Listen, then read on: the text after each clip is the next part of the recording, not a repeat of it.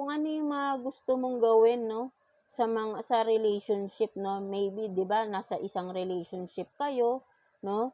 And then nati-trigger kayo na gawin yung mga gusto nyo. I mean, nati-trigger kayo na wag gawin yung mga gusto ninyo because baka 'di ba ay hindi magustuhan ng iyong partner, hindi mag-approve, no? May mga gusto kayong gawin sa buhay ninyo, no? May mga gusto kayong i-discover na skills maybe, 'di ba?